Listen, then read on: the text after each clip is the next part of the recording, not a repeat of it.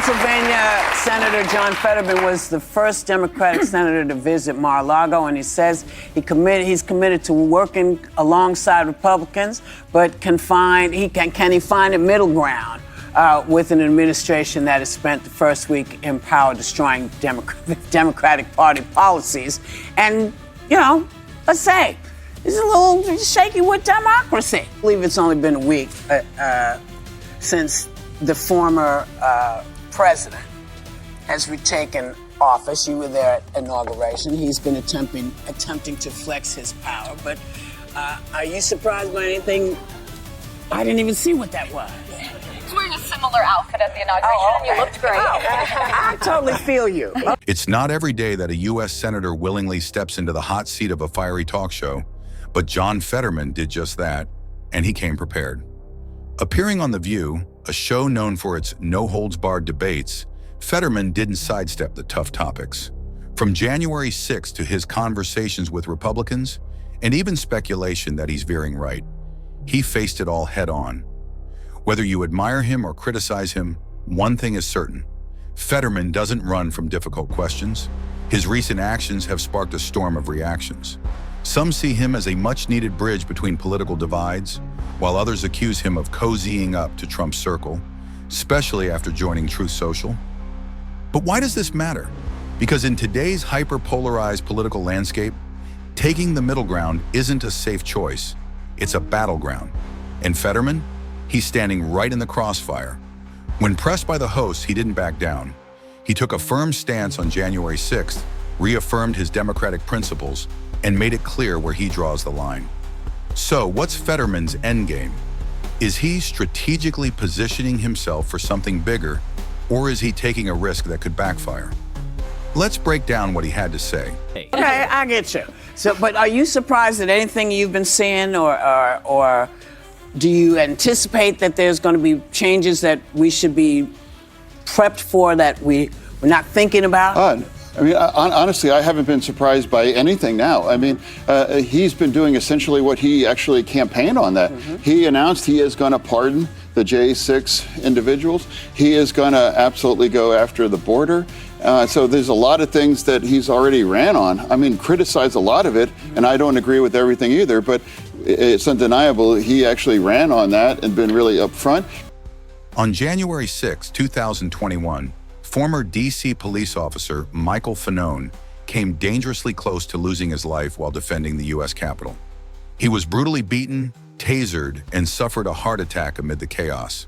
His survival stands as a harsh reminder of the violence that erupted that day. Now, Fanone is one of the most vocal opponents of granting pardons to the rioters who assaulted him and his fellow officers. His words carry undeniable weight, spoken by someone who lived through the terror firsthand. All these people who claim to have our backs ran for the hills, Fanone recently stated, expressing his anger toward political leaders who, in his eyes, abandoned justice. When Senator John Fetterman was asked about Fanone's remarks, he responded with both empathy and firm condemnation. Acknowledging the officer's suffering, he related it to his own health struggles, saying, "I've had a stroke, I understand." But Fetterman didn't stop there. He made it clear that the events of January 6th were not just an attack on the Capitol, but an attack on democracy itself. For Fetterman, the idea of pardoning those responsible isn't just wrong, it's an insult to the very principles America stands for. His stance on the rioters remains unwavering. Accountability is not up for debate. Early on, immediately after the election, I was like, hey, we have a choice. We can freak out and follow every other thing around, like a cat, with a laser, after everyone. But I'm not that guy. I'm not going to be that Democrat.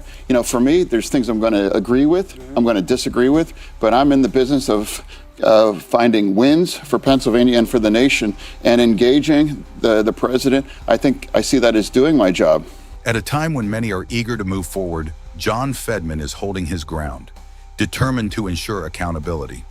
Recently, he's been facing criticism from the left, with skeptics pointing to his decision to join Truth Social, a platform backed by Trump, and his visit to Mar-a-Lago for discussions with Republican leaders.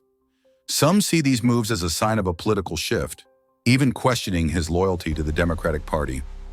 Adding fuel to the fire are his stances on key issues like immigration and fracking, leaving people wondering if Fetterman is drifting to the right. But he's not backing down. When pressed about these accusations, he made his stance crystal clear. He hasn't changed. He reaffirmed his unwavering dedication to core democratic values, emphasizing his support for reproductive rights, LGBTQ+ protections, and a fair yet strong immigration system. To him, these principles are non-negotiable. As for his meetings at Mar-a-Lago, Fetterman insists they're about dialogue, not division. He argues that open conversations, even with political opponents, are essential in today's deeply fractured landscape. "I'm not compromising my values," he stated firmly, "but I am willing to have discussions." His message is simple yet direct. Well said. And I wanted to ask you, so you went down to Mar-a-Lago and met with the president, and he actually was singing your praises after. He said you were fascinating, impressive, a common sense person. I agree with him on that. Not a liberal or a conservative. I'm curious what your takeaway was from meeting with him, and what, if you found that there's any specific policy areas you think you can work with him on. Yeah, well, I think overall it was a positive experience. I mean, he was kind, he was cordial. It wasn't in any kind of theater. It wasn't trying to get your picture taken to kind of put something out on social media. It was just really a conversation. I actually spoke for over an hour. John Fetterman's voting decisions and political actions reflect his progressive ideology, though not without raising eyebrows. While some critics question his approach, his message remains firm. Building bridges doesn't mean abandoning one's principles.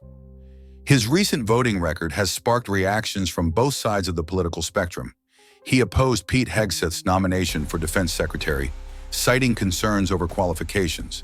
Yet when it came to figures like Kristi Noem and Marco Rubio, he voted in favor, demonstrating his willingness to look beyond party lines when he believes a nominee is fit for the job. This independent stance, focused on evaluating individuals rather than adhering strictly to partisan expectations, has earned him both praise and skepticism. Looking ahead, Fetterman is gearing up for hearings on two particularly divisive nominees, Tulsi Gabbard and RFK Jr. While many speculate on where he stands, he has made it clear that he won't make a decision until he hears from them firsthand. To him, this isn't about political games, it's about staying open to dialogue. "I don't regret talking to anyone," Fetterman stated, reinforcing his belief that engaging with all perspectives, even controversial ones, is essential to making informed decisions. Whether it's Marco Rubio or RFK Jr., he remains committed to listening before taking a stand.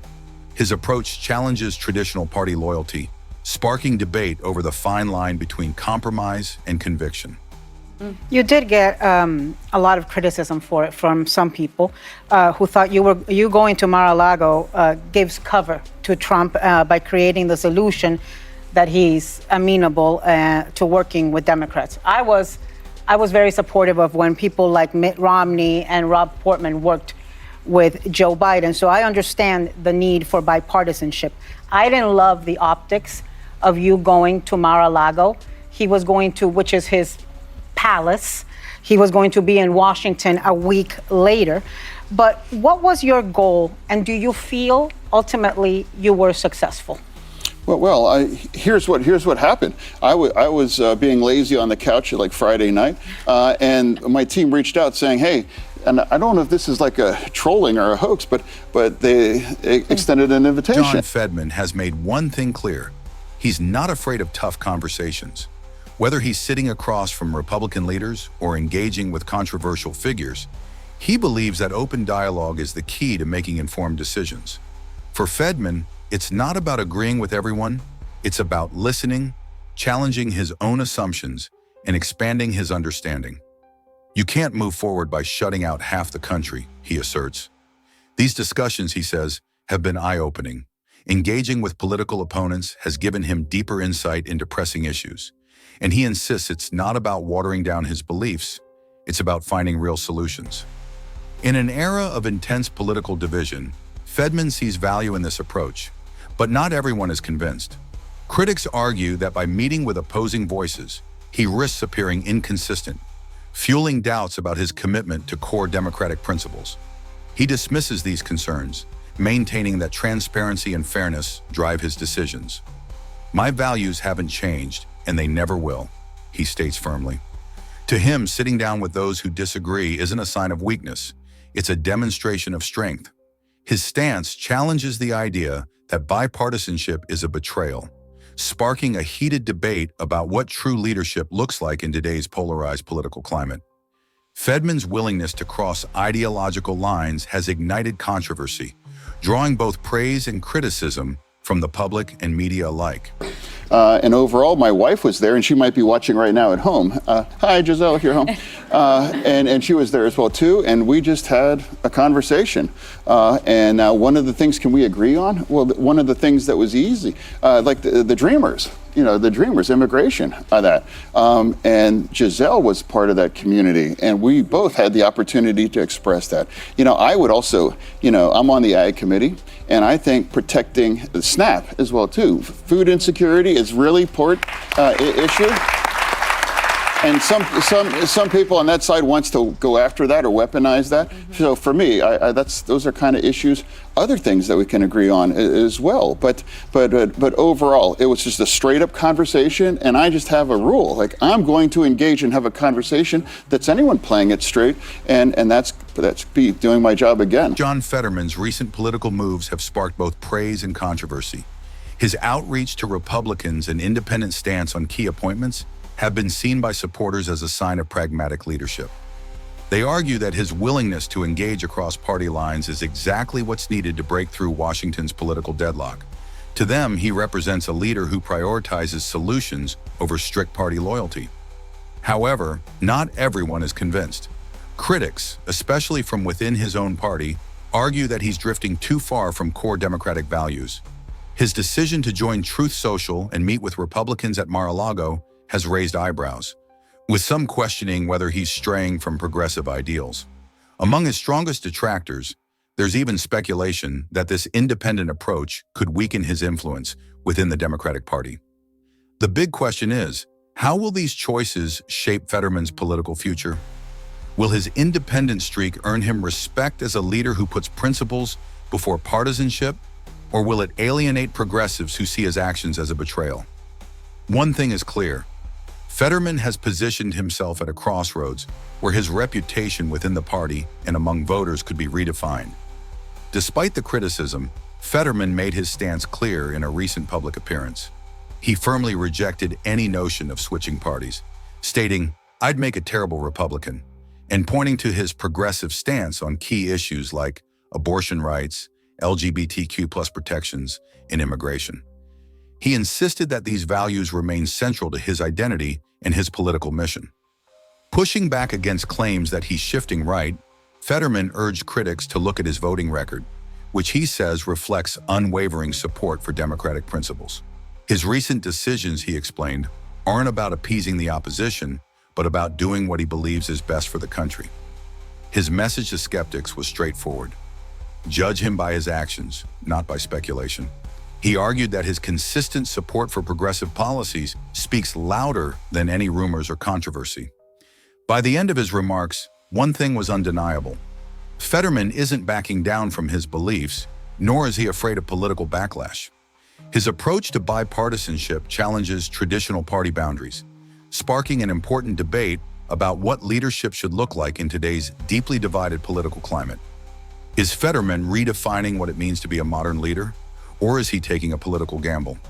Share your thoughts in the comments, and don't forget to pass this along to keep the discussion going.